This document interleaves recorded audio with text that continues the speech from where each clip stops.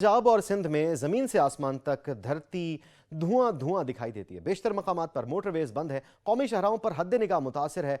मलका कोहसार, खैबर पख्तूनख्वा और गिलगित बल्तिस्तान के बलाई इलाकों में बर्फबारी के बाद सर्दी में इजाफा हो गया, जबकि पहाड़ों के मकीन घरों में मुकीद होकर रह गए हैं। गैस और बिजली न होने के बायस मुश्किलात हैं।